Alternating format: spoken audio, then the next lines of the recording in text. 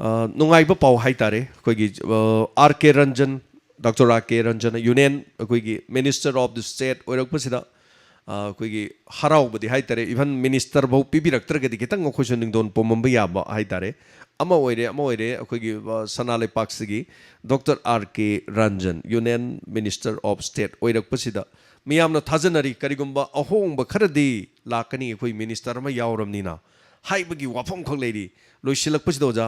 ꯑꯩꯈꯣꯏꯒꯤ ꯃꯤꯅꯤꯁꯇꯔ ꯑꯃ ꯌꯥꯎꯔꯛꯄ ꯑꯩꯈꯣꯏ ꯀꯔꯤ ꯊꯥꯖꯕ ꯊꯝꯕ ꯌꯥꯏ ꯑꯗꯣ ꯑꯣꯖꯥꯒꯤ ꯄꯨꯛꯅꯤꯡꯗ ꯀꯔꯤ ꯐꯥꯎꯏ ꯉꯁꯤ ꯂꯣꯏꯁꯤꯜꯂꯛꯄꯗ ꯊꯝꯕꯤꯁꯤ ꯑꯣꯖꯥ ꯑꯩꯈꯣꯏꯒꯤ ꯀꯩꯅꯣꯁꯦ ꯌꯨꯅꯤꯌꯟ ꯑꯩꯈꯣꯏ ꯃꯤꯅꯤꯁꯇꯔꯗ ꯌꯥꯎꯕꯁꯤ ꯃꯍꯥꯛꯅ ꯑꯍꯥꯟꯕꯗꯤ ꯅꯠꯇꯦ ꯑꯩꯈꯣꯏꯒꯤ ꯀꯩꯅꯣꯒꯤ ꯔꯥꯖꯀꯨꯃꯥꯔ ꯖꯣꯏꯆꯟꯗ꯭ꯔ ꯂꯩꯈ꯭ꯔꯦ ꯌꯦꯁ ꯑꯗꯒꯤꯗꯤ ꯄꯥꯕꯨꯡ ꯆꯥꯎꯕ ꯂꯩꯈ꯭ꯔꯦ ꯑꯩ ꯄꯥꯕꯨꯡ ꯆꯥꯎꯕꯒꯤ ꯃꯇꯝꯗ ꯃꯥꯅ ꯍꯥꯏꯕ ꯑꯃ ꯂꯩ ꯑꯩꯈꯣꯏꯅ ꯄꯥꯎꯃꯤ ꯑꯣꯏꯅ ꯌꯪ ꯂꯥꯎꯅ ꯆꯠꯂꯤꯉꯩꯗ ꯃꯥꯅ ꯍꯥꯏ ꯍꯣꯏ ꯃꯤꯅꯤꯁꯇꯔ ꯑꯣꯏꯔꯀꯥꯟꯗ ꯏꯝꯐꯥꯜꯗ ꯂꯥꯛꯄ ꯀꯥꯟꯗ ꯃꯥꯅ ꯃꯌꯥꯝꯒꯤ ꯃꯅꯤꯄꯨꯔꯒꯤ ꯀꯔꯤꯒꯨꯝꯕ ꯈꯔ ꯇꯧꯕꯗꯣ ꯑꯩꯈꯣꯏꯗ ꯍꯥꯏꯂꯥꯏꯠ ꯈꯔ ꯇꯧꯕꯗꯨꯅꯤꯗ ꯑꯗ ꯃꯥꯅ ꯍꯥꯏ ꯅꯤꯉꯣꯟꯅ ꯃꯄꯥꯝꯗ ꯂꯥꯛꯄ ꯃꯇꯝꯗ ꯃꯄꯥꯝꯗ ꯆꯠꯄ ꯀꯥꯟꯗ ꯑꯩꯈꯣꯏꯒꯤ ꯃꯕꯨꯡ ꯃꯧꯄꯥꯒꯤꯅꯤ ꯃꯃꯥ ꯃꯄꯥꯒꯤꯅꯤꯅ ꯀꯩ ꯈꯔ ꯌꯣꯝ ꯑꯃ ꯄꯨꯖꯔꯛꯄꯗꯣ ꯑꯗꯨꯃꯥꯏꯅ ꯇꯧꯗꯅ ꯑꯩꯁꯨ ꯑꯩꯒꯤ ꯃꯅꯤꯄꯨꯔꯗ ꯍꯦꯛ ꯍꯜꯂꯛꯄ ꯀꯥꯟꯁꯤꯗ ꯑꯩꯅ ꯃꯅꯤꯄꯨꯔꯒꯤ ꯀꯥꯟꯅꯅꯕꯅꯦꯅ ꯈꯔ ꯄꯨꯖꯔꯛꯑꯦꯅ ꯃꯥꯅ ꯍꯥꯏꯕ ꯑꯃ ꯂꯩꯌꯦꯕꯀꯣ ꯑꯗꯨꯅ R.K. ꯔꯟꯖꯟꯅ ꯑꯩꯈꯣꯏ ꯌꯥꯃꯨꯡꯁꯤꯅ ꯃꯥꯅ ꯌꯨꯅꯤꯌꯟ ꯃꯤꯅꯤꯁꯇꯔ ꯑꯣꯏꯕꯁꯦ ꯏꯟꯗꯤꯌꯥꯒꯤ ꯑꯣꯏꯔꯒꯁꯨꯕꯀꯣ ꯏꯟꯗꯤꯌꯥꯒꯤꯅꯤ ꯃꯅꯤꯄꯨꯔꯒꯤ ꯅꯠꯇꯦꯀꯣ ꯌꯦꯁ ꯃꯥ ꯃꯅꯤꯄꯨꯔ ꯃꯆꯥꯅꯤꯅ ꯃꯅꯤꯄꯨꯔꯒꯤ ꯀꯔꯤꯒꯨꯝꯕ ꯈꯔꯗꯤ ꯁꯣꯏꯅ ꯇꯧꯔꯛꯀꯗ꯭ꯔꯥ ꯍꯥꯏꯕꯁꯦ ꯑꯗꯨꯝ ꯑꯩꯈꯣꯏꯒꯤ ꯊꯥꯖꯕꯅꯤ ꯑꯗꯨꯒ ꯇꯧꯕ ꯉꯝꯕ ꯃꯤꯅꯤ ꯃꯥꯁꯤ ꯃꯇꯤꯛ ꯆꯥꯕ ꯃꯤꯅꯤ ꯃꯥꯁꯤꯀꯣ ꯂꯥꯏꯔꯤꯛ ꯂꯥꯏꯁꯨꯗ ꯍꯥꯏꯔꯁꯨ ꯅꯣꯞꯇꯕ ꯑꯗꯨꯒ ꯋꯥꯈꯜ ꯂꯩꯕ ꯃꯤꯌꯥꯝꯒꯤ ꯊꯕꯛ ꯇꯧꯅꯤꯡꯕ ꯑꯗꯨꯒꯨꯝꯕ ꯃꯤꯗꯥ ꯑꯃꯅꯤ ꯃꯥꯁꯦ ꯑꯩꯈꯣꯏꯒꯤ ꯃꯔꯨꯑꯣꯏꯅ ꯃꯥꯅ ꯇꯧꯔꯤꯁꯤ ꯀ꯭ꯂꯥꯏꯃꯦꯠꯀꯤ ꯀꯩꯅꯣꯁꯦ ꯀ꯭ꯂꯥꯏꯃꯦꯠ ꯆꯦꯟꯖꯀꯤ ꯏꯟꯚꯥꯏꯔꯣꯟꯃꯦꯟꯠꯀꯤ ꯃꯇꯥꯡꯗ ꯌꯥꯝꯅ ꯋꯥꯖꯕ ꯌꯥꯝ ꯊꯕꯛ ꯌꯥꯝ ꯇꯧꯖꯕ ꯃꯤꯅꯦꯕꯀꯣ ꯑꯗꯣ ꯃꯉꯣꯟꯗ ꯁꯤꯟꯅꯔꯤꯕ ꯄꯣꯠꯁꯤꯒꯤ ꯍꯥꯏꯔꯨꯔꯒꯗꯤꯕꯀꯣ ꯑꯩꯅ ꯊꯥꯖꯕ ꯑꯅꯤꯈꯛ ꯂꯩ ꯑꯃꯅ ꯀꯩꯅꯣ ꯍꯥꯏꯀꯥꯟꯗ ꯃꯥ ꯑꯦꯛꯁꯇꯔꯅꯦꯜ ꯑꯦꯐꯤꯌꯔꯁꯅꯤ ꯃꯥ ꯄꯥꯏꯔꯤꯁꯤ external affairs policy ꯑꯩꯈꯣꯏꯒꯤ ꯏꯟꯗꯣ ꯃ꯭ꯌꯥꯟꯃꯥꯔ ꯕꯣꯔꯗꯔꯒꯤ ꯆꯌꯦꯠꯅꯕ ꯑꯃ ꯂꯩꯗꯅ ꯑꯩꯈꯣꯏꯁꯦ ꯑꯩꯈꯣꯏ ꯕ꯭ꯔꯃꯥꯒ ꯃꯅꯤꯄꯨꯔꯒ ꯍꯥꯏꯒꯗ꯭ꯔꯥ ꯏꯟꯗꯤꯌꯥꯒ ꯍꯥꯏꯒꯗ꯭ꯔꯥ ꯁꯤꯒꯤ ꯆꯌꯦꯠꯅꯕ ꯐꯥꯎꯁꯦ ꯃꯁꯤ ꯀꯗꯥꯏ ꯐꯥꯎꯕ ꯂꯣꯏꯁꯤꯟꯕ ꯉꯝꯒꯗꯒꯦ ꯃꯥꯅ ꯑꯝꯇꯪ ꯂꯣꯏꯁꯤꯟꯕꯤꯔꯝꯕ ꯌꯥꯕ꯭ꯔꯥ ꯁꯤ ꯄꯣꯠꯁꯤꯃ ꯂꯣꯏꯁꯤꯟꯕ ꯃꯇꯝꯗ ꯑꯩꯈꯣꯏꯅ ꯊꯥꯏꯅꯗꯒꯤ ꯅꯤꯡꯗꯣꯟ ꯄꯣꯝꯃꯒ ꯂꯥꯛꯄ ꯀꯕꯣ ꯚꯦꯂꯤꯁꯤ ꯑꯩꯈꯣꯏꯒꯤꯅꯤ ꯑꯩꯈꯣꯏꯒꯤ ꯑꯣꯏꯒꯗꯕ ꯑꯗꯨꯝ ꯑꯣꯏꯕ ꯐꯪꯗꯅ ꯑꯗꯨꯝ ꯃꯥꯡꯈ꯭ꯔꯒꯗ꯭ꯔꯥ ꯒꯥꯏꯁꯤ ꯃꯥꯁꯨ ꯑꯗꯨꯝ ꯈꯜꯂꯝꯒꯅꯤꯀꯣ ꯂꯝꯁꯤꯗ ꯂꯥꯎꯋꯦ ꯑꯩꯈꯣꯏꯒꯤ ꯀꯩꯗꯧꯕ ꯆꯥꯎꯖꯔꯛꯄ ꯁꯣꯁꯤꯌꯦꯜ ꯋꯥꯔꯛ ꯑꯣꯏꯅ ꯇꯧꯔꯛꯄꯅꯤꯅ ꯀꯕꯣ ꯚꯦꯂꯤꯁꯤ ꯑꯩꯈꯣꯏꯒꯤꯅꯤ ꯍꯥꯏꯕ ꯋꯥꯁꯤ ꯃꯥꯁꯨ ꯑꯗꯨꯝ ꯍꯥꯏꯔꯒ ꯂꯥꯛꯈꯤꯕ ꯄꯣꯠ ꯑꯃꯅꯤꯅꯕꯀꯣ ꯃꯁꯤꯒꯤ ꯃꯇꯥꯡꯗ ꯀꯃꯥꯏꯅ ꯇꯧꯒꯗꯒꯦ ꯁꯤꯒꯤ ꯋꯥꯔꯣꯏꯁꯤꯟ ꯑꯃ ꯄꯣꯔꯛꯄꯗ ꯃꯍꯥꯛꯅ ꯑꯆꯧꯕ ꯊꯧꯗꯥꯡ ꯑꯃ ꯂꯧꯕꯤꯕ ꯌꯥꯕ꯭ꯔꯥ ꯍꯥꯏꯕ ꯄꯣꯠꯁꯤꯃ ꯑꯩ ꯑꯃ ꯊꯝꯖꯔꯝꯒꯦ ꯑꯇꯣꯞꯄ ꯑꯃꯅ ꯑꯩꯈꯣꯏ ꯏꯗꯨꯀꯦꯁꯟ ꯁꯦꯛꯇꯔ ꯃꯥꯅ ꯄꯥꯏꯔꯤꯁꯦ ꯑꯅꯤꯅꯤꯀꯣ MOS ꯉꯥꯛꯇꯅꯤ MOS ꯁꯤ ꯏꯟꯗꯤꯄꯦꯟꯗꯦꯟ ꯆꯥꯔꯖ ꯑꯝꯇ ꯅꯠꯇꯦꯀꯣ ꯃꯊꯛꯇ ꯀꯦꯕꯤꯅꯦꯠ ꯑꯃꯃꯝ ꯂꯣꯏ ꯂꯩꯀꯣ ꯀꯦꯕꯤꯅꯦꯠ ꯑꯃꯃꯝ ꯂꯣꯏ ꯂꯩ ꯑꯦꯛꯁꯇꯔꯅꯦꯜ ꯑꯦꯐꯤꯌꯔꯁꯨ ꯀꯦꯕꯤꯅꯦꯠ ꯂꯩ ꯑꯗꯒꯤꯗꯤ ꯏꯗꯨꯀꯦꯁꯟꯁꯨ ꯀꯦꯕꯤꯅꯦꯠ ꯂꯩꯌꯦꯕꯀꯣ ꯀꯦꯕꯤꯅꯦꯠ ꯂꯩꯔꯒꯁꯨ ꯗꯤꯄꯥꯔꯠꯃꯦꯟ ꯑꯃꯗ ꯂꯩꯃꯤꯟꯅꯕꯅꯤꯅ ꯃꯣꯏꯁꯨ ꯃꯣꯏ ꯉꯝꯕ ꯃꯌꯥꯝ ꯑꯃ ꯂꯩꯔꯝꯒꯅꯤ ꯃꯔꯨꯑꯣꯏꯅ ꯅꯣꯔꯠ ꯏꯁ ꯃꯆꯥꯁꯤꯡꯁꯦ ꯀꯩꯗꯧꯔꯦ ꯑꯩꯈꯣꯏꯒꯤ ꯀꯩꯅꯣꯅ ꯃꯦꯟꯂꯦꯟꯒꯤ ꯃꯦꯟꯂꯦꯟ ꯃꯌꯥꯏ ꯂꯝ ꯍꯥꯏꯒꯗ꯭ꯔꯥ ꯏꯟꯗꯤꯌꯥꯒꯤ ꯃꯌꯣꯟ ꯂꯝ ꯀꯥꯡꯕꯨꯁꯤꯅ ꯑꯩꯈꯣꯏꯁꯤ ꯊꯑꯣꯏ ꯎꯁꯤꯠꯇꯕ ꯈꯪꯕꯤꯗꯕ ꯃꯌꯥꯝ ꯑꯃ ꯇꯧꯔꯤꯁꯦ ꯑꯩꯈꯣꯏ ꯔꯦꯁꯤꯌꯦꯜ ꯗꯤꯁꯀ꯭ꯔꯤꯃꯤꯅꯦꯁꯟ ꯑꯃ ꯂꯩꯔꯤꯕ ꯃꯇꯝ ꯁꯥꯡꯅꯗꯒꯤ ꯂꯩꯔꯤꯁꯦ ꯃꯁꯤ ꯀꯣꯛꯍꯟꯅꯅꯕ ꯅꯣꯔꯠ ꯏꯁꯀꯤ ꯃꯔꯝꯗ ꯉꯁꯥꯏꯒꯤ ꯁꯤꯂꯦꯕꯁ ꯁꯦꯝꯕꯗꯅꯦ ꯈꯪꯗꯦ ꯀꯣꯔꯤꯀꯨꯂꯝ ꯏꯗꯨꯀꯦꯁꯟꯒꯤ ꯀꯣꯔꯤꯀꯨꯂꯝ ꯃꯌꯥꯝ ꯁꯦꯝꯕꯗ ꯑꯃ ꯇꯧꯕꯗ ꯃꯁꯤ ꯅꯣꯔꯠ ꯏꯁꯀꯤ ꯃꯆꯥꯁꯤꯡꯁꯤꯒꯤ ꯃꯔꯝꯗ ꯈꯔ ꯌꯥꯎꯔꯒ ꯏꯟꯗꯤꯌా ꯄꯨꯝꯅꯃꯛꯁꯤꯡꯁꯤ ꯁꯤꯗ ꯂꯩꯔꯤꯕ ꯀꯥꯡꯕꯨꯁꯤꯡꯁꯤꯁꯨ ꯑꯩꯈꯣꯏ ꯏꯟꯗꯤꯌꯥ ꯃꯁꯦꯜ ꯑꯣꯏꯔꯦꯀꯣ ꯒꯥꯏꯁꯤ ꯈꯪꯕ ꯌꯥꯅꯅꯕꯒꯤ ꯑꯩꯈꯣꯏꯗ ꯑꯣꯠꯄꯤ ꯅꯩꯕꯤꯕꯁꯦ ꯇꯧꯗꯅꯕꯒꯤ ꯑꯗꯨꯒꯨꯝꯕ ꯀꯩꯅꯣ ꯑꯃ ꯏꯗꯨꯀꯦꯁꯟꯒꯤ ꯁꯦꯛꯇꯔ ꯑꯃ ꯄꯨꯔꯛꯄ ꯌꯥꯕ꯭ꯔꯥ ꯃꯅꯤꯄꯨꯔꯒꯤ ꯃꯇꯥꯡꯗ ꯈꯪꯍꯟꯕ ꯌꯥꯕ ꯁꯤꯛꯀꯤꯝꯒꯤ ꯃꯇꯥꯡꯗ ꯗꯦꯟ ꯑꯁꯥꯝꯒꯤ ꯃꯇꯥꯡꯗ ꯅꯥꯒꯥꯂꯦꯟꯒꯤ ꯃꯇꯥꯡꯗ ꯁꯨꯃꯥꯏꯅ ꯇꯧꯗꯅ ꯃꯉꯣꯟꯗ ꯊꯥꯖꯕꯁꯦ ꯑꯩ ꯑꯅꯤꯈꯛ ꯊꯝꯖꯔꯤ ꯃꯁꯤꯝꯇꯪ ꯑꯣꯟꯊꯣꯛꯄꯤꯔꯝꯃꯒꯗꯤ ꯃꯥꯅ ꯌꯥꯝ ꯆꯥꯎꯕ ꯑꯩꯈꯣꯏꯒꯤ ꯃꯅꯤꯄꯨꯔ ꯃꯤꯌꯥꯝꯒꯤ ꯊꯕꯛ ꯑꯃ ꯇꯧꯔꯝꯃꯦꯅ ꯂꯧꯒꯅꯤ ꯑꯗꯨꯒ ꯑꯇꯣꯞꯄ ꯑꯃꯅ ꯄꯨꯛꯆꯦꯜ ꯁꯦꯡꯅꯊꯕꯛ ꯇꯧꯕꯤꯌꯨ ꯅꯝꯕꯔ 1 ꯄꯨꯛꯆꯦꯜ ꯁꯦꯡꯅ ꯊꯕꯛ ꯇꯧꯕꯤꯌꯨ ꯊꯕꯛ ꯉꯝꯕ ꯃꯤꯅꯤꯁꯇꯔ ꯑꯃ ꯑꯣꯏꯕꯤꯌꯨ ꯑꯩ ꯍꯥꯏꯖꯔꯤꯁꯦ ꯑꯅꯤꯅꯤꯀꯣ ꯑꯃꯅ ꯄꯨꯛꯆꯦꯜ ꯁꯦꯡꯅ ꯊꯕꯛ ꯇꯧꯕꯤꯌꯨ ꯊꯕꯛ ꯉꯝꯕ ꯃꯤꯅꯤꯁꯇꯔ ꯑꯃ ꯑꯣꯏꯕꯤꯌꯨ ꯑꯗꯨ ꯑꯣꯏꯔꯒ ꯇꯥꯔꯒꯗꯤ ꯌꯥꯝꯅ ꯊꯨꯅ ꯃꯍꯥꯛꯁꯨ ꯑꯩꯈꯣꯏ ꯀꯤꯔꯟ ꯔꯤꯖꯤꯖꯨꯁꯨ ꯀꯦꯕꯤꯅꯦꯠꯇ ꯄꯨꯈꯠꯂꯤꯗꯅ ꯁꯨꯃꯥꯏꯅ ꯇꯧꯗꯅ ꯑꯩꯈꯣꯏꯒꯤ ꯑꯣꯏꯖꯔꯤꯕ R.K. ꯔꯟꯖꯟꯁꯤꯁꯨ ꯀꯦꯕꯤꯅꯦꯠꯀꯤ ꯔꯦꯡꯗ ꯄꯨꯈꯠꯂꯛꯄ ꯌꯥꯕꯒꯤ ꯑꯣꯏꯊꯣꯛꯄ ꯑꯗꯨꯝ ꯂꯩ ꯑꯗꯨꯒ ꯃꯊꯪꯒꯤ ꯇꯥꯝꯗꯁꯨ ꯀꯔꯤꯒꯨꯝꯕ BJPꯅ ꯒꯃꯦꯟ ꯄꯥꯏꯔꯛ ꯇꯥꯔꯒꯗꯤ ꯀꯦꯕꯤꯅꯦꯠ ꯃꯤꯅꯤꯁꯇꯔ ꯐꯥꯎꯕ ꯑꯗꯨꯝ ꯑꯣꯏꯔꯛꯄ ꯌꯥꯕ ꯄꯣꯠ ꯑꯃꯅꯤ ꯑꯁꯥꯝꯅ ꯉꯝꯃꯒ ꯑꯩꯈꯣꯏ ꯀꯔꯤꯒꯤ ꯉꯝꯃꯣꯏꯗꯣꯏꯅꯣ ꯍꯥꯏꯕ ꯄꯣꯠꯁꯤꯃ ꯑꯩ ꯁꯨꯃꯥꯏꯅ ꯊꯝꯖꯔꯝꯒꯦ ꯊꯦꯡꯛ ꯌꯨ ꯁꯣ ꯃꯆ ꯌꯥꯝ ꯐꯖꯕ ꯋꯥꯐꯝꯅꯤ ꯑꯗꯨꯒ ꯀꯤꯔꯟ ꯔꯤꯖꯤꯖꯨꯒꯤ ꯃꯇꯥꯡꯗ ꯍꯥꯏꯇꯥꯔꯦ ꯚꯥꯔꯠ ꯄꯨꯝꯕꯅ ꯑꯗꯨꯝ ꯈꯪꯕ ꯑꯗꯨꯒ ꯉꯁꯥꯏꯒꯤ ꯃꯊꯛꯇ ꯑꯩꯈꯣꯏ ꯀꯦꯕꯤꯅꯦꯠ ꯂꯩꯔꯤꯅ ꯍꯥꯏꯕꯗꯣ ꯑꯣꯖꯥꯅ ꯍꯥꯏꯕꯤꯔꯤꯕ ꯋꯥꯐꯝ ꯍꯥꯏꯇꯥꯔꯦ ꯃꯌꯥꯝ ꯄꯨꯝꯅꯃꯛꯇ ꯈꯪꯍꯟꯕꯤꯕ ꯃꯁꯤ ꯃꯇꯥꯡꯗꯁꯨ ꯑꯗꯨꯒ ꯏꯁꯨ ꯀꯌꯥ ꯗꯤꯁꯀ꯭ꯔꯤꯃꯤꯅꯦꯠ ꯇꯧꯕꯒꯤ ꯍꯥꯏꯇꯥꯔꯦ ꯍꯧꯖꯤꯛꯁꯨ ꯑꯩꯈꯣꯏꯒꯤ ꯁꯪꯃꯥ ꯑꯩꯈꯣꯏꯒꯤ ꯃꯆꯤꯟ ꯃꯅꯥꯎ ꯑꯅꯤꯈꯛꯀꯤ ꯌꯥꯝꯅ ꯅꯨꯡꯉꯥꯏꯇꯕ ꯊꯧꯗꯣꯛ ꯊꯣꯛꯇꯣꯛꯄꯗ ꯅꯦꯁꯅꯦꯜ ꯅ꯭ꯌꯨꯁꯅ ꯐꯥꯎꯕ ꯀꯚꯔ ꯇꯧꯕꯤꯗꯕ ꯑꯗꯨꯒ ꯃꯆꯦꯁꯤ ꯏꯚꯟ ꯑꯩꯈꯣꯏꯒꯤ ꯃꯥꯁꯦ ꯑꯩꯈꯣꯏꯒꯤ ꯏꯌꯥꯔ ꯍꯣꯁꯇꯦꯁ ꯑꯃꯅꯤ ꯁꯣ ꯀꯖꯟ ꯑꯃꯗꯨꯅ ꯍꯣꯇꯦꯜ ꯑꯃꯗ ꯊꯕꯛ ꯇꯧꯕ ꯀꯣꯜ ꯁꯦꯟꯇꯔꯗ ꯊꯕꯛ ꯇꯧꯕꯗ ꯅꯤꯡꯊꯤ ꯅꯨꯡꯉꯥꯏꯅ ꯂꯥꯌꯦꯡꯕꯤꯗꯕꯗꯒꯤ ꯀꯦꯁ ꯑꯃ ꯍꯧꯖꯤꯛ ꯆꯠꯊꯗꯨꯅ ꯂꯩꯔꯤ ꯒꯨꯔꯨꯒ꯭ꯔꯥꯝꯒꯤ ꯄꯨꯂꯤꯁꯅꯁꯨ ꯅꯤꯡꯊꯤꯖꯅ ꯏꯟꯚꯦꯁꯇꯤꯒꯦꯁꯟ ꯇꯧꯕꯤꯗꯕꯒꯤ ꯋꯥꯐꯝ ꯑꯃ ꯂꯩꯔꯤ ꯏꯚꯟ ꯃꯁꯤꯗ ꯀꯤꯔꯟ ꯔꯦꯖꯤꯖꯨꯅ ꯐꯣꯡꯗꯣꯛꯄ ꯑꯗꯒꯤ ꯑꯒꯥꯃꯥ ꯑꯩꯈꯣꯏꯒꯤ ꯁꯪꯃꯥ ꯑꯒꯥꯊꯥ ꯁꯪꯃꯥꯅꯁꯨ ꯋꯥꯐꯝꯁꯤ ꯄꯨꯈꯠꯂꯛꯄꯒꯤ ꯋꯥꯐꯝ ꯂꯩꯔꯤ ꯁꯤꯒꯨꯝꯕ ꯃꯇꯝꯁꯤꯗꯒ ꯍꯥꯏꯇꯥꯔꯦ ꯑꯩꯈꯣꯏꯒꯤꯁꯤꯁꯨ ꯃꯅꯤꯄꯨꯔꯒꯤꯁꯨ ꯁꯨꯃꯥꯏꯅ ꯇꯧꯗꯅ ꯑꯩꯈꯣꯏꯒꯤ ꯗꯣꯛꯇꯔ ꯑꯥꯔ ꯀꯦ ꯔꯟꯖꯟꯅꯁꯨ ꯁꯤꯒꯨꯝꯕ ꯗꯤꯁꯀ꯭ꯔꯤꯃꯤꯅꯦꯠ ꯇꯧꯕꯗ ꯑꯣꯖꯥꯅ ꯍꯧꯖꯤꯛ ꯍꯥꯏꯕꯤꯔꯤꯕ ꯁꯦꯂꯦꯕꯁꯇ ꯍꯥꯞꯄꯤꯕ ꯍꯥꯏꯕꯗꯣ ꯄꯥꯔꯁ ꯀꯧꯕ ꯑꯩꯈꯣꯏꯒꯤ ꯆꯥꯟꯗꯤꯒꯔꯗꯒꯤ ꯁꯣꯝꯗꯒꯤ ꯃꯍꯥꯛꯅ ꯑꯩꯈꯣꯏꯒꯤ ꯑꯔꯨꯅꯥꯆꯜ ꯄ꯭ꯔꯗꯦꯁꯁꯤꯕꯨ ꯀꯔꯥꯏ ꯂꯩꯖꯥꯠꯅꯣ ꯏꯟꯗꯤꯌꯥꯒꯤ ꯄꯥꯔꯠ ꯑꯃ ꯑꯣꯏꯖꯥꯠꯂ ꯍꯥꯏꯔꯨꯕꯗ ꯁꯤꯛꯀꯤꯝ ꯑꯩꯈꯣꯏꯒꯤ ꯑꯔꯨꯅꯥꯆꯜꯒꯤ ꯆꯤꯞ ꯃꯤꯅꯤꯁꯇꯔꯅ ꯐꯥꯔꯒ ꯄꯨꯔꯛꯑꯒ ꯅꯨꯃꯤꯠ 15 ꯑꯗꯨꯒ ꯑꯩꯈꯣꯏ ꯅꯣꯔꯠ ꯏꯁꯀꯤ ꯍꯤꯁꯇ꯭ꯔꯤꯁꯤ ꯐꯖꯅ ꯇꯥꯛꯄꯤꯔꯒ ꯅꯨꯃꯤꯠ 15ꯅꯤ ꯖꯦꯜ ꯊꯝꯃꯒ ꯃꯌꯨꯝꯗ ꯊꯥꯗꯣꯛꯈꯤꯕꯒꯤ ꯋꯥꯔꯤ ꯉꯔꯥꯡ ꯅꯍꯥꯟꯗ ꯐꯣꯡ ꯐꯣꯡ ꯁꯥꯔꯤ ꯑꯗꯨꯅ ꯑꯩꯈꯣꯏꯁꯤ ꯗꯤꯁꯀ꯭ꯔꯤꯃꯤꯅꯦꯠ ꯇꯧꯕꯒꯤ ꯆꯥꯡ ꯁꯤꯒꯨꯝꯕ ꯃꯇꯝꯗ ꯂꯩꯔꯤꯕ ꯃꯇꯝꯁꯤꯗ ꯍꯥꯏꯇꯥꯔꯦ ꯁꯣ ꯑꯩꯈꯣꯏꯒꯤ ꯅꯣꯔꯠ ꯏꯁꯀꯤ ꯃꯍꯨꯠ ꯁꯤꯜꯂꯒ ꯌꯥꯎꯔꯛꯄ ꯑꯗꯨꯒ ꯑꯣꯖꯥꯅ ꯍꯥꯏꯕꯤꯕ ꯋꯥꯐꯝꯗ ꯐꯖꯅ ꯊꯕꯛꯇꯨ ꯇꯧꯔꯒꯗꯤ ꯃꯊꯪ ꯀꯦꯕꯤꯅꯦꯠꯇ ꯂꯥꯛꯄ ꯌꯥꯏ ꯍꯥꯏꯕꯒꯤ ꯊꯥꯖꯕꯗꯨ ꯊꯝꯖꯔꯒ ꯍꯥꯏꯇꯥꯔꯦ ꯊꯦꯡꯛ ꯌꯨ ꯁꯣ ꯃꯆ ꯑꯣꯖꯥꯅ ꯃꯇꯝ ꯄꯤꯕꯤꯕ ꯃꯊꯪꯒꯤ ꯁꯦꯁꯟꯗ ꯑꯃꯨꯛ ꯂꯥꯛꯆꯒꯦ ꯇꯦꯛꯇ ꯀꯥꯏꯗꯅ ꯑꯣꯖꯥ ꯂꯩꯕꯤꯌꯨ ꯑꯣꯖꯥꯕꯨ ꯏꯀꯥꯏ ꯈꯨꯝꯅꯖꯔꯤ ꯈꯨꯔꯨꯝꯖꯔꯤ ꯑꯣꯖꯥ ꯌꯥꯝ ꯅꯨꯡꯉꯥꯏꯖꯩ ꯃꯁꯤꯅꯤ ꯏꯀꯥꯏ ꯈꯨꯝꯅꯖꯔꯤꯕ ꯑꯩꯈꯣꯏꯒꯤ ꯁꯅꯥ ꯂꯩꯄꯥꯛꯀꯤ ꯑꯦꯗꯤꯇꯔ ꯇꯥꯃꯣ ꯍꯦꯃꯟꯇ ꯀꯨꯃꯥꯔ ꯅꯤꯡꯉꯣꯝꯕ ꯑꯗꯨꯒ ꯉꯁꯤꯒꯤ ꯂꯦꯝꯍꯧꯔꯤꯕ ꯃꯤꯅꯤꯠ ꯈꯔꯁꯤꯗ ꯗꯥꯏꯃꯟ ꯔꯦꯗꯤꯑꯣꯒꯤ ꯅꯝꯕꯔ 9077-282-2001ꯗ ꯀꯣꯜ ꯇꯧꯕꯤꯌꯨ ꯂꯣꯏꯅꯅ ꯄꯨꯛꯅꯤꯡꯒꯤ ꯋꯥꯔꯣꯜ ꯐꯣꯡꯗꯣꯛꯄꯤꯌꯨ ꯖꯨꯝ ꯃꯤꯇꯤꯡꯗꯒꯤꯁꯨ ꯍꯥꯏꯔꯤꯕꯁꯤꯗ ꯈꯨꯗꯣꯡꯆꯥꯕꯁꯤ ꯆꯪꯕꯤꯔꯒ ꯌꯥꯎꯕꯤꯌꯨ ꯍꯥꯏꯕ ꯋꯥꯐꯝꯁꯤ ꯊꯝꯖꯒꯦ ꯊꯥꯒꯠꯆꯔꯤ ꯊꯧꯔꯝꯁꯤꯗ ꯍꯟꯅ ꯑꯃꯨꯛ ꯍꯟꯅ ꯂꯥꯏꯚꯇ ꯆꯪꯕꯤꯔꯛꯄ ꯃꯌꯥꯝ ꯄꯨꯝꯅꯃꯛ ꯉꯁꯤꯒꯤꯁꯤ ꯑꯅꯤꯔꯛ ꯑꯍꯨꯝꯂꯛ ꯇꯠꯂꯦ ꯏꯟꯇꯔꯅꯦꯠ ꯌꯥꯝ ꯅꯨꯡꯉꯥꯏꯇ꯭ꯔꯦ ꯃꯌꯥꯝꯅ ꯍꯦꯟꯅ ꯈꯪꯕꯤꯔꯦ ꯉꯔꯥꯡ ꯅꯍꯥꯟꯗꯒꯤ ꯏꯟꯇꯔꯅꯦꯠꯁꯤ ꯋꯦꯞ ꯂꯩꯕꯗꯧꯅ ꯇꯧꯕ 100 10 0 5 80 100 ꯑꯗꯨꯝ ꯑꯞ ꯗꯥꯎꯟ ꯇꯧꯗꯨꯅ ꯂꯩꯔꯦ ꯕꯠ ꯊꯥꯒꯠꯆꯔꯤ ꯄꯨꯝꯅꯃꯛꯄꯨ ꯁꯣ ꯃꯊꯪꯒꯤ ꯃꯌꯥꯝꯒꯤ ꯀꯣꯜ ꯉꯥꯏꯖꯔꯤ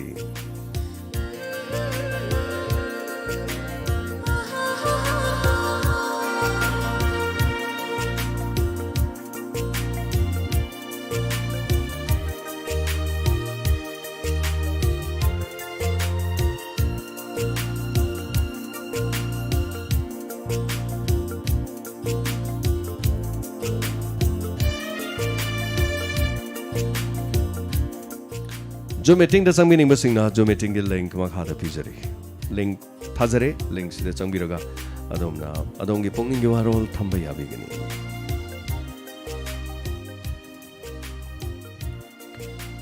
ꯁꯤꯖꯤꯟꯅꯖꯔꯤꯕ ꯅꯝꯕꯔ 9077-282-2001 ꯍꯥꯡꯗꯣꯛꯆꯔꯤ ꯅꯝꯕꯔꯁꯤꯗ ꯀꯣꯜ ꯇꯧꯕꯤꯌꯨ ꯂꯣꯏꯅꯅ ꯃꯌꯥꯝꯒꯤ ꯄꯨꯛꯅꯤꯡꯒꯤ ꯋꯥꯔꯣꯜ ꯐꯣꯡꯗꯣꯛꯄꯤꯌꯨ ꯔꯣꯅꯤꯕꯂꯥ ꯂꯩꯁꯥꯡ ꯊꯦꯝ ꯀꯣꯜ ꯇꯧꯕꯤꯔꯦ ꯑꯗꯨꯕꯨ ꯐꯣꯟ ꯐꯪꯗ꯭ꯔꯦ ꯁꯣ ꯉꯁꯤꯒꯤ ꯊꯧꯔꯝꯁꯤꯗ ꯂꯥꯏꯟ ꯇꯠꯂꯨꯕꯅ ꯃꯤ 294 ꯉꯁꯤꯒꯤ ꯂꯩꯔꯤ ꯑꯗꯨꯕꯨ ngasi kita kaksigi ahan bako lokot channel ba sem sajabaga loinana Zoom meeting da lakpining basingna ekhoi gi link makha da pijare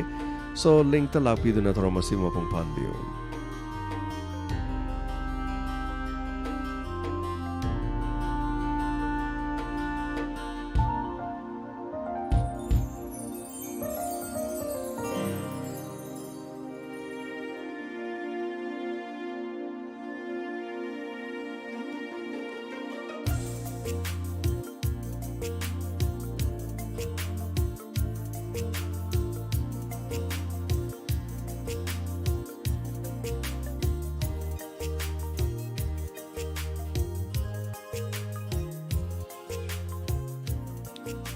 Ngasige thorom sige han ko loko chage hello mingama delay from IBC Hello Hello Tachelam ombi thandela devi ka Kadi lam dagi oi birabano Chanam sandro umai kai digi Chanam santro haibio kadi habening chanam sandro dagi Chanam sandro umai mamang le kai Hoi yare haibio kadi habening Oh inspector tayari am no Nomai la to inspector tayari hala ya hore sa ko di da Okay Ngai noi pa de noi ti ai ga Hoi Adagi sar ko ba ta manipuri ka thola di ngari chalai ra maya ma ana yeng maya ga se ko gi ba sale ta la yeng am de ba gi sa Thagachari chamane ke sunate koisu khoina tobana ngakta nate mayam puluga tobani haitare ngasi su kaksing da kidney fail hoi be imung du da haitare koi gi ꯂꯩꯖꯔꯤꯕ ꯃꯥꯏꯀꯩꯗꯒꯤ ꯉꯝꯖꯕ ꯈꯖꯤꯛꯇꯪ ꯃꯇꯦꯡ ꯄꯥꯡꯅꯕ ꯍꯣꯠꯅꯔꯤ ꯃꯇꯦꯡ ꯄꯥꯡꯕꯤꯌꯨ ꯍꯥꯏꯕꯁꯤꯡꯁꯤꯅ ꯌꯥꯝꯃꯟꯗꯅ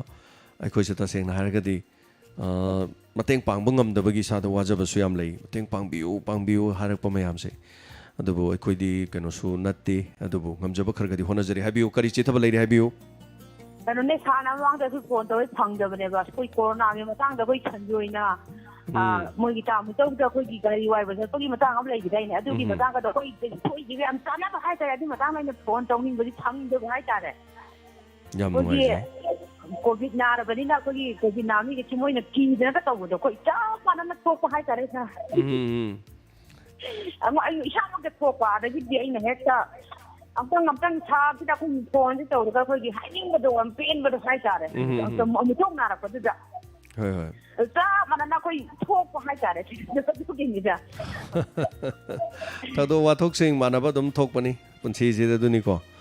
ꯑꯗ ꯒꯥꯔꯤꯗ ꯄꯨꯕꯤꯌꯨ ꯌꯥꯗꯕ ꯑꯗꯒꯤ ꯅꯥꯕꯒꯤꯀꯣ ꯁꯨꯃꯥꯏꯅ ꯇꯧꯕꯗꯣ ꯑꯦꯅꯤꯋꯦ ꯊꯥꯒꯠꯆꯔꯤ ꯑꯗꯨꯝ ꯍꯟꯅ ꯃꯔꯛꯁꯤꯗ ꯑꯩꯈꯣꯏꯒꯤ ꯂꯩꯋꯥ ꯂꯝꯗꯤꯡ ꯑꯣꯖꯤꯠ ꯈꯥꯕ LMGꯒꯤ ꯁꯦꯀ꯭ꯔꯦꯇꯔꯤꯅ ꯇꯥꯛꯄꯤꯔꯛꯄꯗ ꯖꯣꯏ ꯀꯨꯃꯥꯔ ꯊꯣꯉꯥꯝ ꯄ꯭ꯔꯣꯝ ꯊꯧꯕꯥꯜ ꯈꯦꯛꯃꯟꯅ LMGꯗ ꯃꯅꯤꯄꯨꯔ LMGꯒꯤ ꯁꯤꯗ ꯐꯟ ꯑꯣꯏꯅ ꯂꯨꯄꯥ 10,10 ꯃꯇꯦꯡ ꯄꯥꯡꯕꯤꯔꯛꯏ ꯍꯥꯏꯗꯅ LMGꯒꯤ ꯐꯟꯗ ꯄꯥꯡꯕꯤꯔꯛꯏ ꯍꯥꯏꯗꯅ ꯍꯥꯏꯔꯤꯕ ꯁꯦꯀ꯭ꯔꯦꯇꯔꯤ ꯑꯗꯨꯅ ꯊꯥꯒꯠꯄꯤꯔꯛꯏ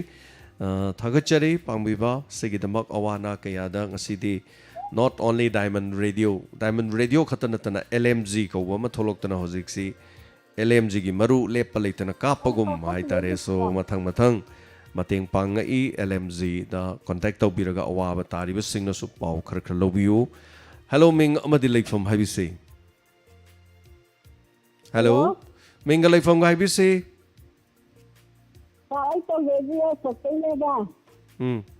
ꯍꯥꯏꯕꯤꯌꯨ ꯀꯔꯤ ꯍꯥꯏꯕꯤꯅꯤꯡꯉꯤ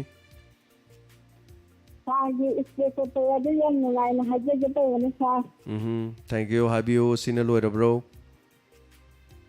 ꯍꯣꯏ ꯌꯥꯝ ꯅꯨꯡꯉꯥꯏꯖꯔꯦ ꯑꯗꯣꯝꯅ ꯄꯦꯟꯕꯤꯕ ꯅꯨꯡꯉꯥꯏꯕꯤꯕ ꯊꯦꯡꯛ ꯌꯨ ꯃꯊꯪꯒꯤ ꯀꯣꯂꯔ ꯑꯃꯗ ꯑꯃꯨꯛ ꯈꯨꯗꯣꯡꯆꯥꯕ ꯄꯤꯖꯔꯤ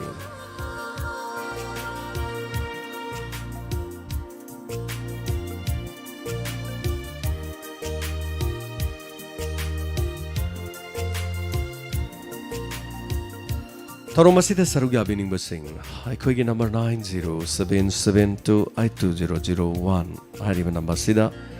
ꯀꯣꯜ ꯇꯧꯕꯤꯌꯨ ꯁꯔꯨꯛ ꯌꯥꯕꯤꯌꯨ hello The person you are speaking with ꯀꯣꯜꯗꯨ ꯄꯥꯏꯔꯣꯏꯗꯧꯔꯗꯤ ꯇꯧꯕꯤꯔꯛꯀꯅꯨ ꯈꯣꯟꯁꯦ ꯆꯠꯈ꯭ꯔ ꯈꯪꯕꯁꯨ ꯑꯗꯨꯝ ꯌꯥꯎꯕꯅꯤ ꯃꯌꯥꯝꯅ ꯇꯧꯕꯤꯔꯤꯁꯦ ꯑꯗꯨꯝ ꯈꯪꯖꯩ ꯑꯗꯨꯅ ꯌꯥꯔꯒꯗꯤ ꯃꯇꯝ ꯃꯥꯡꯍꯟꯕꯤꯒꯅꯨ ꯑꯗꯣꯝꯒꯤ ꯃꯇꯝ ꯑꯔꯦꯝꯕꯗ ꯃꯥꯡꯍꯟꯕꯤꯒꯅꯨ ꯑꯗꯨꯒ ꯐꯣꯟ ꯁꯥꯟꯅꯕꯤꯒꯅꯨ ꯊꯦꯡꯛ ꯌꯨ ꯁꯣ ꯃꯆ ꯑꯩꯈꯣꯏ ꯃꯤ ꯃꯈꯜ ꯌꯥꯝꯃꯤ ꯄꯨꯟꯁꯤꯁꯦ ꯃꯈꯜ ꯌꯥꯝꯃꯤ ꯍꯤꯡꯅꯔꯤꯕ ꯃꯑꯣꯡ ꯃꯇꯧꯁꯦ ꯑꯦꯅꯤꯋꯦ ꯉꯁꯤꯒꯤ ꯊꯧꯔꯝꯁꯤꯒꯤ ꯃꯊꯪꯒꯤ ꯀꯣꯂꯔ ꯑꯃꯗ ꯈꯨꯗꯣꯡꯆꯥꯕ ꯄꯤꯖꯔꯀꯥꯟꯗ ꯍꯦꯜꯂꯣ ꯃꯤꯡ ꯑꯃꯗꯤ ꯂꯩꯐꯝ ꯍꯥꯏꯕꯤꯁꯤ ꯍꯦꯜꯂꯣ ꯔꯥꯅꯤꯕꯂꯥ ꯂꯩꯁꯥꯡꯊꯦꯝ ꯑꯗꯣꯝꯒꯤ ꯀꯣꯜ ꯇꯥꯗ꯭ꯔꯦ ꯉꯥꯛꯄꯤꯕ ꯇꯥꯔꯦ ꯑꯗꯣꯝꯒꯤ ꯀꯣꯜ ꯇꯥꯗꯕꯅ ꯃꯔꯝ ꯑꯣꯏꯔꯒ ꯂꯧꯈꯠꯆꯗꯕꯅꯤ ꯑꯗꯨꯒ ꯃꯔꯛꯁꯤꯗ ꯖꯨꯝ ꯃꯤꯇꯤꯡꯗ ꯂꯥꯛꯄꯤꯔꯝꯕ ꯑꯥꯎꯠ ꯑꯣꯏꯈ꯭ꯔꯦ ꯂꯤꯡꯛ ꯁꯝꯕ ꯍꯧꯔꯒ ꯑꯦꯅꯤꯋꯦ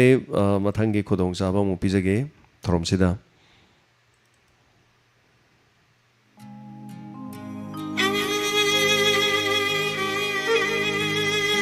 ꯔꯣꯅꯤꯕꯂꯥ ꯂꯩꯁꯥꯡꯊꯦꯝ ꯍꯥꯏꯕ ꯔꯣꯅꯤꯕꯂꯥꯅ ꯀꯣꯜ ꯇꯧꯕꯤꯔꯛꯑꯝꯕꯗꯨ ꯍꯜꯂꯣ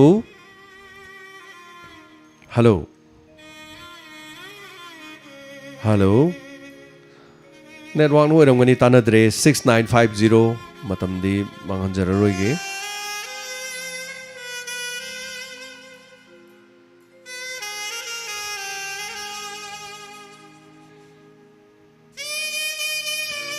ꯔꯣꯅꯤꯕꯂꯥ ꯂꯩꯁꯥꯡꯊꯦꯝ ꯀꯣꯜꯗꯨ ꯋꯦꯇꯤꯡꯗ ꯑꯗꯨꯝ ꯂꯩꯔꯦ ꯀꯣꯜꯗꯨ ꯆꯠꯄꯤꯔꯒꯗꯤ ꯌꯥꯝ ꯅꯨꯡꯉꯥꯏꯅꯤ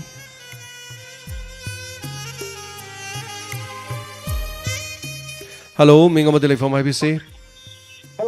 ꯍꯜꯂꯣ ꯍꯥꯏꯕꯤꯌꯨ ꯀꯔꯤ ꯍꯥꯏꯕꯤꯅꯤꯡꯉꯤꯕ ꯆꯧ ꯀꯔꯤꯒꯤ ꯇꯝꯕꯤꯅꯤꯡꯉꯤ ꯁꯥꯔ ꯑꯩꯈꯣꯏꯒꯤ ꯑꯩ ꯏꯁꯥꯃꯛ ꯀꯣꯚꯤꯗ ꯄꯣꯖꯤꯇꯤꯚ ꯑꯣꯏꯗꯅ ꯂꯥꯡꯃꯩꯗꯣꯡ ꯁꯦꯟꯇꯔꯗ ꯂꯩꯌꯦꯕ ꯁꯥꯔ ꯑꯗ ꯑꯣꯅꯔꯦꯕꯜ CMꯅ ꯑꯩꯈꯣꯏꯒꯤ 이몽들이 쌀이생 진동승인 떠보지 딜랄러로이 몸에는 부토는 하기가 아도 저거 파지자지 좀 뭐도 여었다와 아도 인반이 센터 섬나간 뭐이 겐드 행아 섬들이 떠보자라 거의 성이 랑좀 섬들이 여겼다와 호이 아도기 와판도 좀 부컷하는 거자 시나로 비라브로 테이커리 하베닝 벌레 비리게 아도가 사부 그지가다 타gatpa도 사위 사기 프로그램 그대로 농아이제 아이나 마사이자 파문가 레이 사기 프로그램 로이복 따져니사 호이 지당 부컷하겠다 오늘사 땡큐 이제는 어도 야라가디 좀 юм다기 가리데기 좀 신바 콧바고 마두기 실리 아마숭 신데 하이버기 마두기 와fam도마데 코인고나디 탐저러 아도부 타가처레 dom나 하비바 가리 레이리 지타바테 와fam도나 아이지 이사 누피인가 아이 누피도 가 레이저베네바 호이 아데 컨테인먼트 존 라우살레 아도 타우기 디모이시 테스트고 네게티브 오이레바 호이 아도 네게티브 오이라가주 삿파도 누가이타버니 아이몬다 자이싱 필로피 프로블렘도 좀 라이바 하이타레사 호이 얌 누가이로 미론가 레이저더버기 얌 누가이타버도 거 아도 그때 무엇을 사 아이지 노 살도 아이 노와 고자라 까니 아이 나다 판보 kumla 사도 사다 퍼진 동저기 나이 칼레 레이니사 땡큐 타가처리 얌 누가이제 매함 punomakini aduga kakchingdagi naumanasu hariba gamlada panba komla do pibire I aduga inau nu pi amaga inau nu pamga haitare lohongba numit haitare borga kaina ga dulaga diamond da o pambi ma thabiramba aduga gamla da komla ma pibiramba haitare komla dadi sindi sinbajani adum komla do takna chikpa charo diko sigi imaga loina ui haitare sinbada ko phadiam phajabado yamna thank you yam phajai khoi hoji mapan chari hari du yam phajana pali komla anima pubira uno ma soidana thank you so much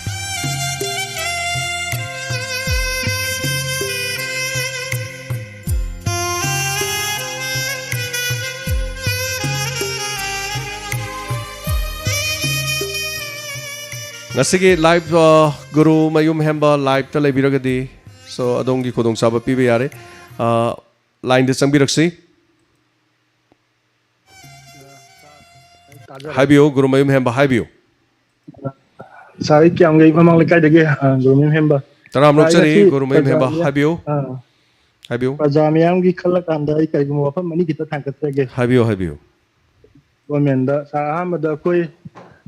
koigi AMU gi gate tagina lilong thong bok che sa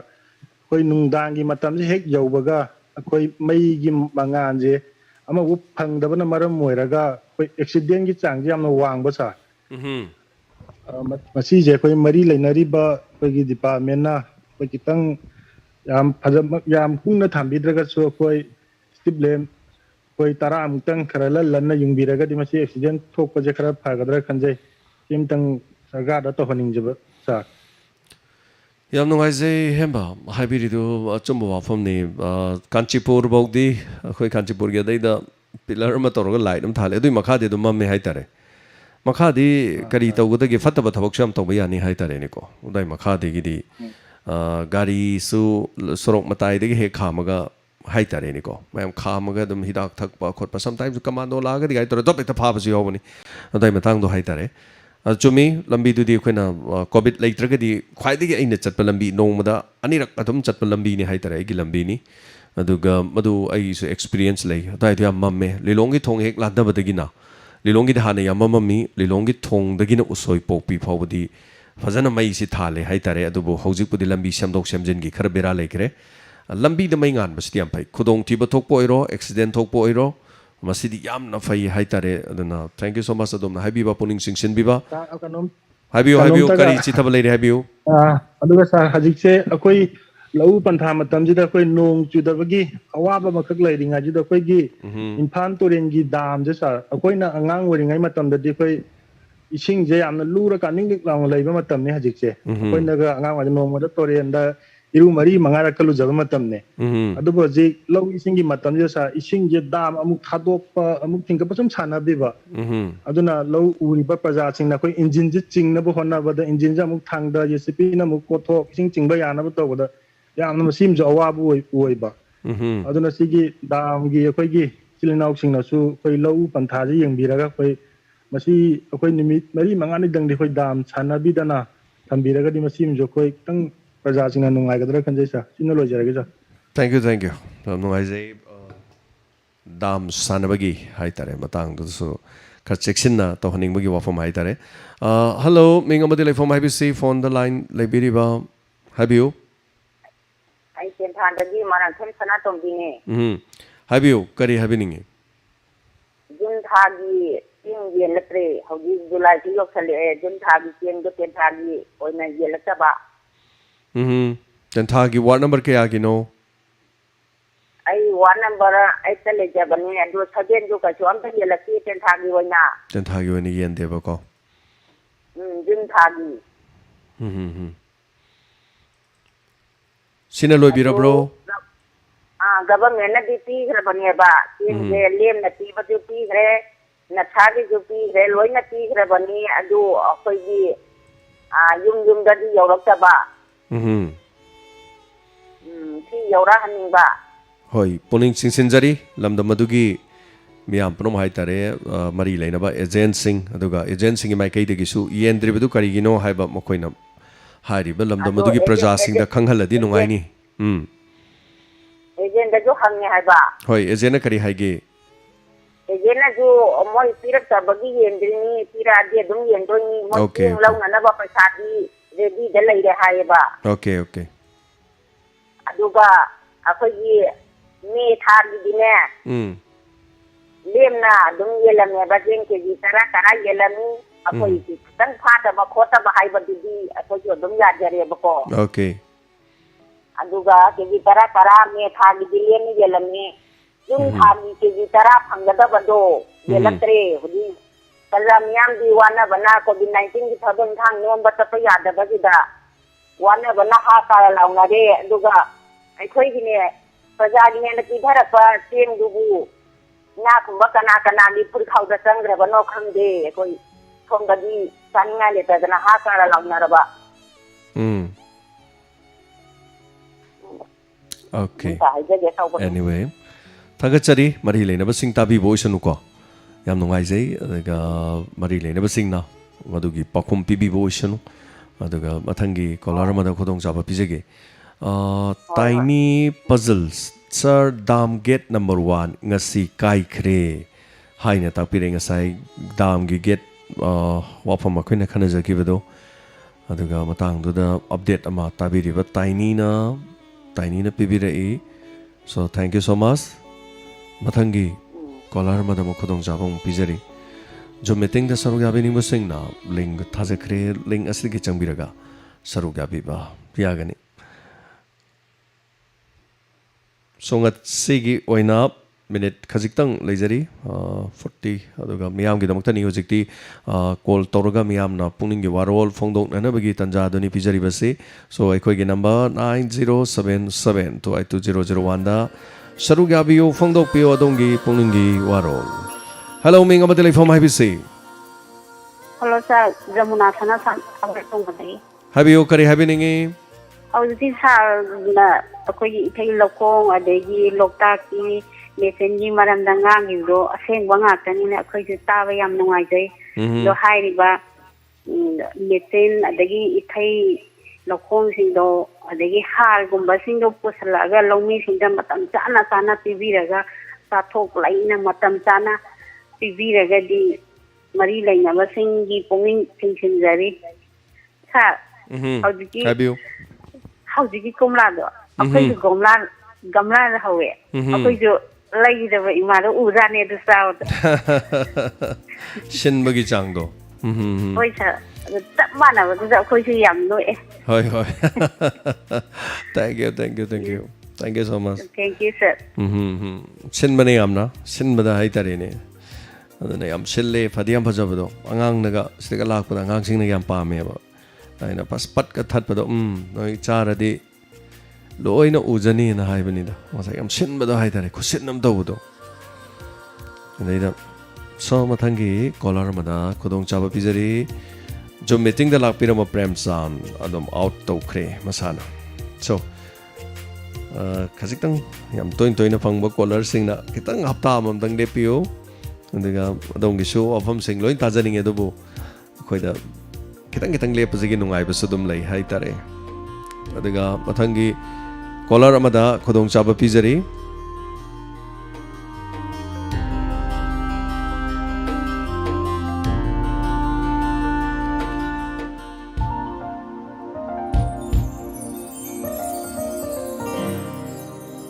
Kamala Nandaivam SMS Thamandana Ikaire call Togadabana Tapire Karimatang Dano Kamala Nandaivam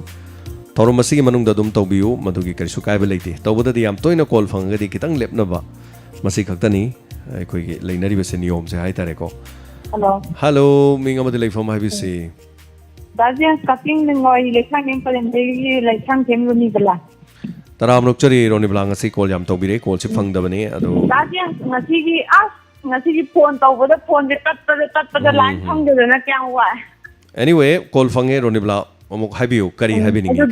I know her has joining that. You are on that. Habiu. A quick cutting you in a gas lap with it. Gas lap was a top of the gas lap over Gera, like I can change with Gera. Any problem could you make them for more the corona matamina? Yum the Amokahana Deva. Like I do give club to give, and they give my name and Berkudi Manga, my Palaga, someone. Gas lasu pingitan kumari sibog da gas la pire thai thai ni sing na gas to thoga bu thoga thokang ai direng mu khalam hai ba kwa ado akoi taking gi oina di admai na amu taw di ba akoi taking gi di gas hada ba gi ma khon de tong wai wom ta ka na ko ni tin thok ta ba khak ta ne ba ma khon da ta hau da di da gen slow wo ge ba kwa Adu madu yamna live thabak ni hoi ekhoina budi madu tawde ya de haibadi leite ko adu mi kakching di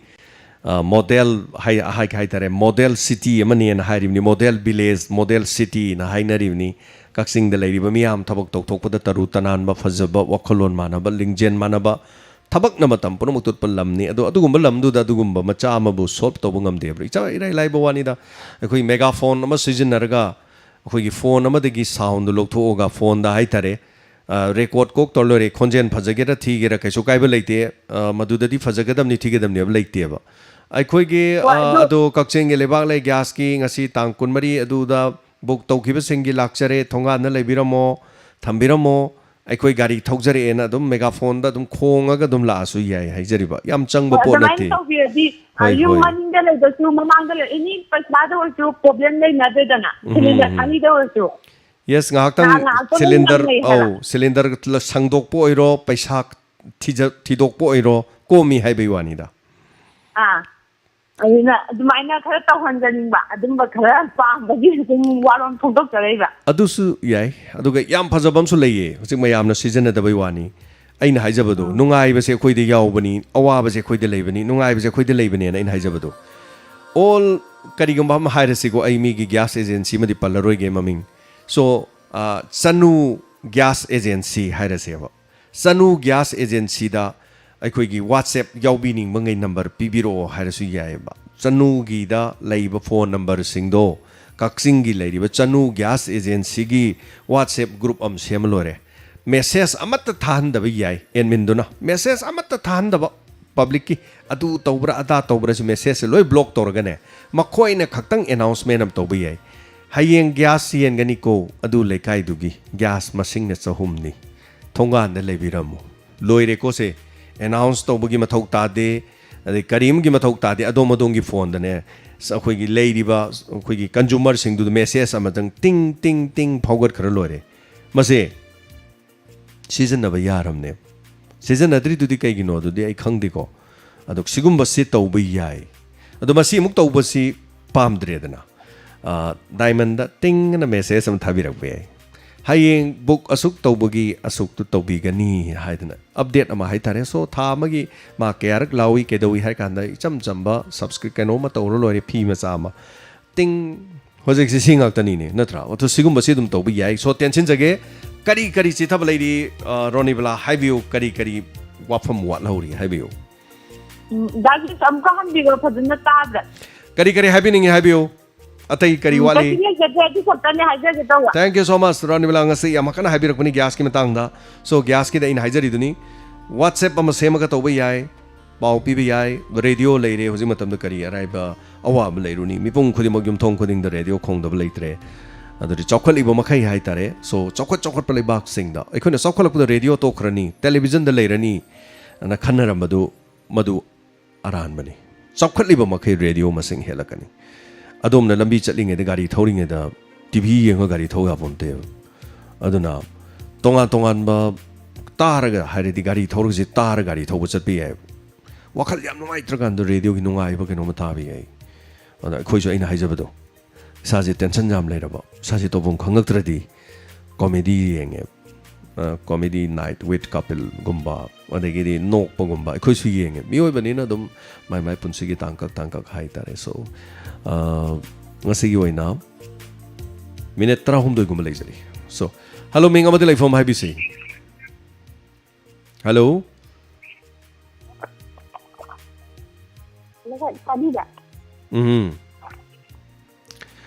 Biswa sapam ahan mada kaksing si model village hairam bani haibadi model village su oiba city su oiba haibanate why you are laughing I don't know asoi ba thigano aduga kaksing si city mati chingi so city ching daba magi jaga da leidi kaksing si gi jaga do loimak city oide aduga haidoki bidi model oi khangjalo biswa sapam so sima dum khangmada kanani kaksing si kadai bo kon ge je aduna kaksing ji sora ju kaksing chingye badum aduna koi haidoki matam thai but sora is not city but it is a village so kaksing is district amani aduna imphal mayon imphal city oigani aduga sidagi chathoki bda imphal ji karai bu chinge na hairedi yari pok su imphal chingi aduna khangjalo but yari pok is not a city so I think dang gyan taramani ne khale khangjalo masima hello minga mati lai from highview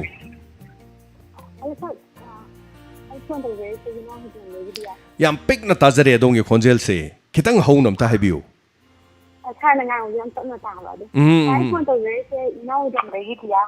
okay habiu kare habeningi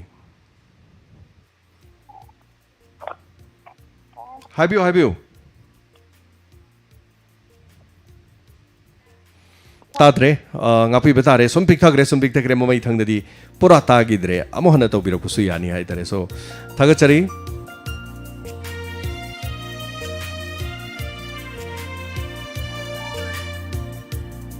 Matangi kolar ramada khodong saba pizari ningthojam Sunil Zoom meeting da changbirakpa nang bre yengsi Sunil taram nokchari hello ming amade lai from ibc hello ta ai tanda hai mi ti ne kom koi re ni sa taram nokchari habiu kari habeningi huziki ko sa ko tamo hemanta nadi gi ba tuki mati program du yam na waje ta ba tuki mati puning sing yam na waje su makana kana ba music adum maram makta program anu thambiyo anu nebiro puning sing yam na waje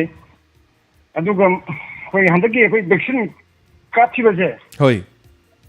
masti yam kana ba yam na waje ma haidi imong ni pi thukpa ma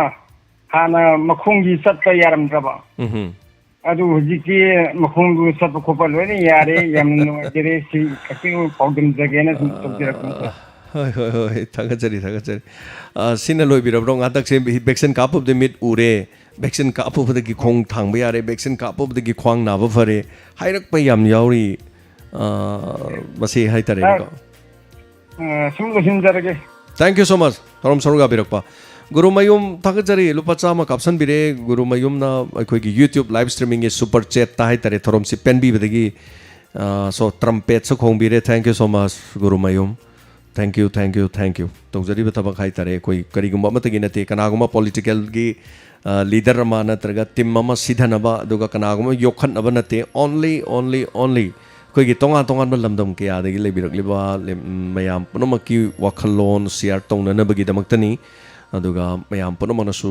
hapchanbiu soiredana soibe matang adum haibiro kesum kaiba leite state akoigi akoina tawjari thabak thorom sida haitare akoina wahi ma hairaga su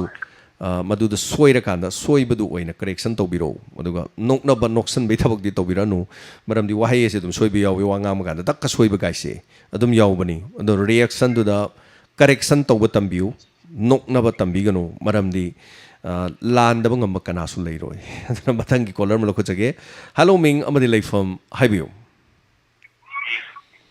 hello sir minga leifam ga khangjage haibiu akoi khangbo da naurem lekai leiba haibiu naurem lekai sida yuar sanabu ni leirabo aduna takum da din mai mut gi tanga haibu salare Jor sana mandra jor si sana mandra chakum mai mut ka dore ba sana ni buwa sana ni okay kamno ai se haibirak pa sigi jalle de ha ta ta chigan ni bi mai dong tang thugai radi madu haibagi haitare ni ko horen nahak na police ta e nahak na pale e haidana mo haibiroidra madu suwa da bangam de haitare ni ko Thagachari adubu madu dum police taga dum ta adifa dawdi mali anyway amore sina loy birabro tai kare happening balairi thank you so much mathangi khoigi caller ma zoom meeting da leire ningthaujam sunil adom video topic adoribra ningthaujam sunil haibio ningthaujam sunil video topic adoribra thopiroi doribra Sa video di thukchara ro. Haibio tu sunil adu kari no dom na pamba haibio sa kari guma khara dang haije gen tawjawni haibio only 7 minute khatang aire matam si manung da loisana ba tawse haibio ai lafuba tera dai ne ba lafuba tera che sanadi corona pakji yam leram deba hajik ngarang bokta mi rami manga leisle no na mayam hengka leiba maram si karino erambe yai lekai si mi yamna punmra aduga jwar sanaba natraga lalonitik chatpa lau chatpa karina ne oibe yai mi yam punbagira lafu batera da na ba hengka leise masi sabsabi kano di khangdre kana amna di akoigi anyway surat kuma kai ba adigi ama angang tuition chat ubadagi launa rakugum ba sumaina oi bamali haina sorat chu yam chauna dum tong no bro hojikpo ma tawgi ba yawe anyway okay makha dum haibiro makha dum sathabiro aduga ajik lafa teragi je koi hidak kapthok pagi kano je koi angarang kapne torom ni hidak konadadana mu konadi habdi ge jai thok thero okay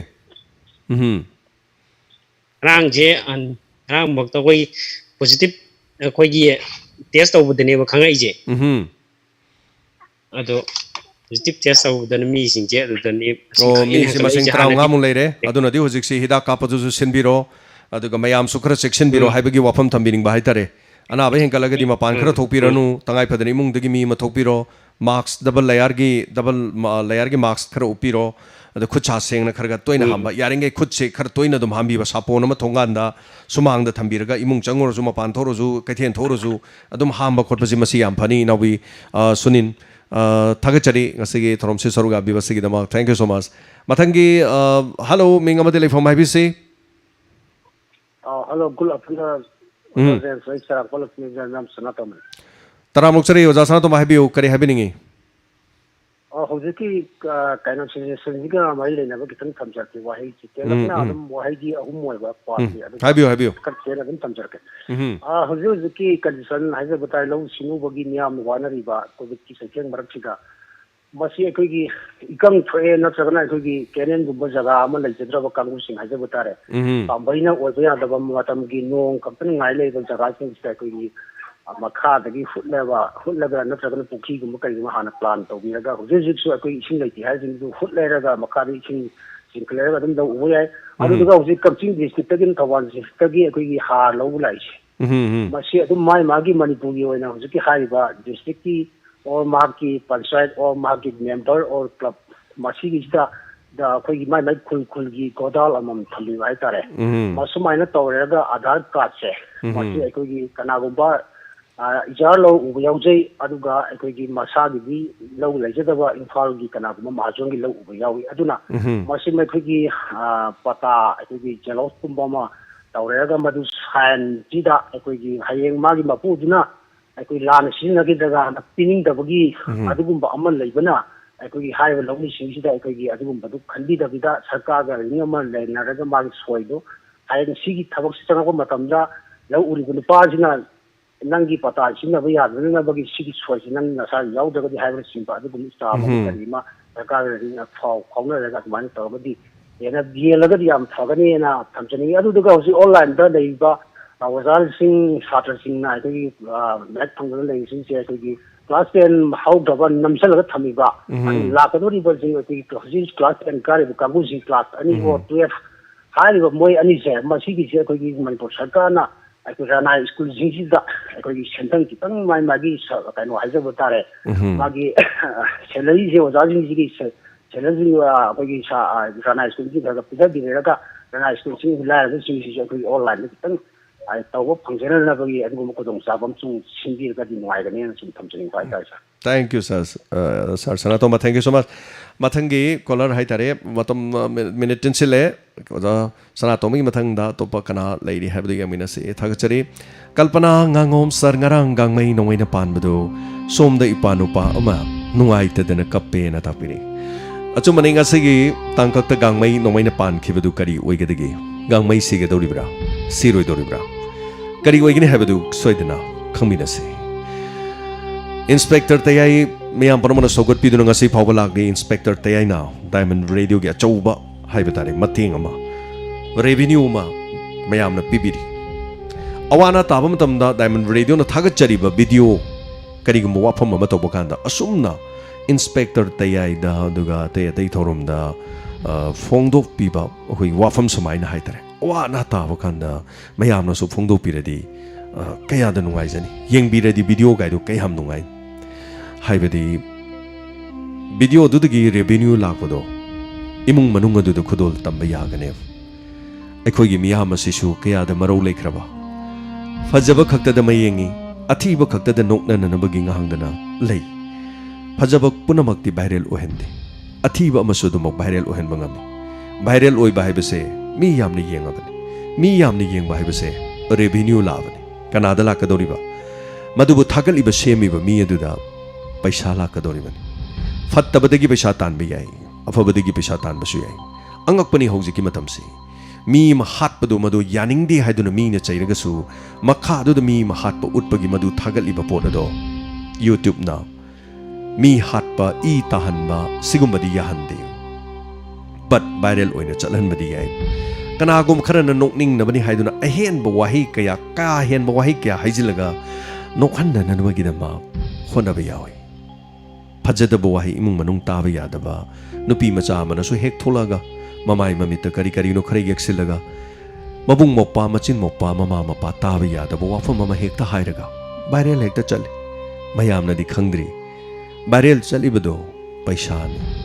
लाक्लिबनी पैसा ओइना यामसु यामद्रसु लुपा लिसिंग अनिदगिना लिसिंग 10 फाउबा लाइनी Yamini येंगगना लिसिंग निफुगा Lhakpa याओइ topic अमदा अदुरबदी लैतबा मी अमखक अदोमना पैसा पांगबा ngamdrabasu imung amakak leitre haibagi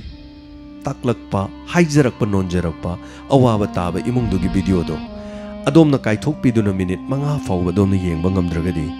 adongi thamoidu kayada kankraba nungdagi henna kansinkraba thamoino haibadu yengbiu migi mateng su pangningdaba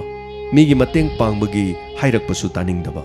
mina haijan nonjarakpasu adomna skip tawbiba adomna pambiribasibu karino natei sadaba nupigi mathong huktaba yengba nungaitaba Meena ngangnabada henjinba wahi hainaba launaba khatnaba adugumbadura adomna yamna pambirisibu kaisu oiramoina khale mipum khodimakti adu oiragadi imung amagi leite haina thagalakpa natraga semakpa video aduda diamond radio gi oinadi yamdrabada phajana haribadudi yengbiu madudagi lakpa paisa do adongi furikhaudagi siki matang tingkhidrabasu lakliba paisa do diamond radio na punna imung aduda pijakhige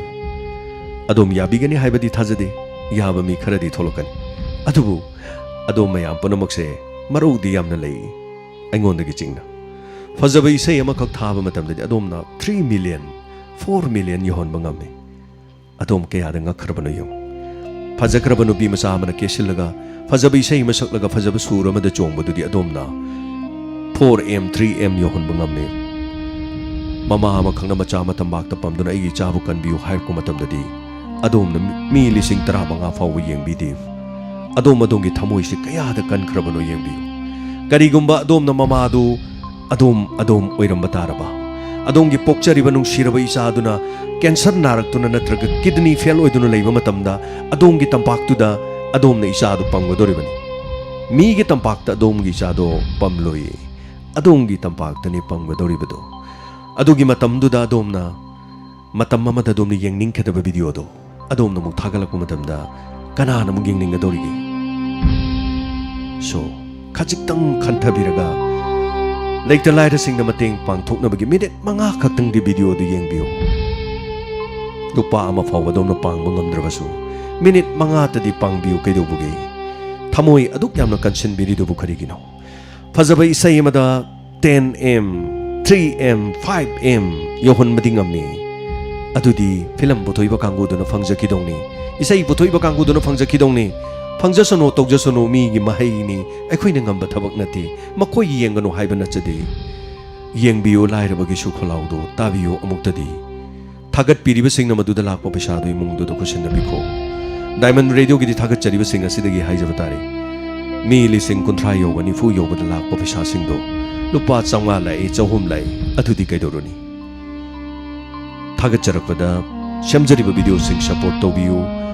ꯑꯗꯣꯝꯒꯤ ꯊꯃꯣꯏꯗꯨꯗꯒꯤ ꯄꯤꯊꯣꯛꯄ ꯉꯝꯗ꯭ꯔꯕ ꯄꯩꯁꯥ ꯂꯩꯇꯕꯒꯤ ꯄꯤꯕ ꯉꯝꯗꯕ ꯂꯩꯕ ꯑꯣꯏꯔꯒꯁꯨ ꯑꯃꯨꯛꯇꯗꯤ ꯃꯇꯦꯡ ꯄꯥꯡꯕꯤꯌꯨ ꯀꯩꯗꯧꯕꯒꯦ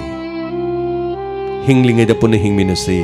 ꯑꯗꯣꯝ ꯉꯁꯤ ꯅꯣꯛꯇꯨꯅ ꯂꯩꯔꯤꯕꯗꯨꯕꯨ ꯑꯗꯣꯝ ꯃꯇꯝ ꯄꯨꯝꯅꯃꯛꯇ ꯅꯣꯛꯇꯨꯅ ꯂꯩꯒꯅꯤ ꯈꯜꯂꯤꯕ꯭ꯔꯥ ꯅꯣꯡꯃꯗꯤ ꯁꯣꯏꯗꯅ ꯑꯗꯣꯝꯁꯨ ꯃꯤꯠꯇꯒꯤ ꯄꯤ ꯇꯥꯔꯛꯀꯅꯤ ꯑꯗꯣꯝꯁꯨ ꯄꯣꯂꯣꯏꯐꯝꯗ ꯄꯣꯂꯣꯏꯒꯅꯤ ꯀꯥꯎꯕꯤꯒꯅꯨ ꯍꯤꯡꯃꯤꯟꯅꯔꯤꯕ ꯑꯩꯈꯣꯏꯁꯦ ꯉꯁꯤ ꯑꯗꯣꯝꯒꯤ ꯃꯥꯏ ꯁꯤꯠ ꯅꯥꯟꯅ ꯀꯦꯗꯨꯅ ꯇꯒꯠ ꯇꯦꯛꯇꯨꯅ ꯂꯩꯔꯤꯕꯗꯣ ꯃꯇꯝ ꯈꯔ ꯈꯛꯇꯒꯤꯅꯤ खरा लेरगदी खुइजिल्लकनी अदोमदे येंगबिरंबा कया येंगलकलोय अदोमबो थागतपिरंबा कया थागतपिरकलोय मतमदुना Lakpa मतमदा अदुरबदि ngamlingaida mateng pangminase honaminase punna chatminase asoi aran punna ngakminase aina mahele khanbagi thabak toknase aingondagi aina hele haina khallabadi aingondagi henba lakani aina matole khanna chatlagadi aingondagi hena tonba lakani haibo haitu ningsingnase Hannah थागचरी ngasi Diamond Radio ki thoromda Romesh Kumam tha magi lupa chonga pibirakwa pithet leima tha gi lupa chonga awa ana gi damak pibirakwa tampak leima abuzam palace compound lupa lising mawana gi damateng pangbirakwa naurem thong sairom lekai gi tipak yangkhom staff gi damak tani ngamjaba haidana lupa chani pibirakwa sigi damak samjit sabam tombi wife of S.I. Rabi Singh Larik Ingba Makha Lekai Imphal East Ngamjaba Diamond Radio da mating pangbiramba family punna lakpiramba Moirang Them Bobom Cha Hero Part 3 Champra Thong Lupa Chani pangbiramba sigidama Konthok Zamjate Sor Poiro Lupa Chama Pibiramba Surjit Tomai Them Kakching Turel Wangma Ngamjaba Lupa Chama Pibiramba sigidama Thagachari Hanana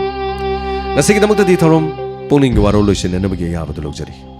Tabiri Singh James Sangujamna Mukane Kai Kuna Jabagalina Thorom Lucian Jabagi Abadu Luxury Punamapo Kurum Jari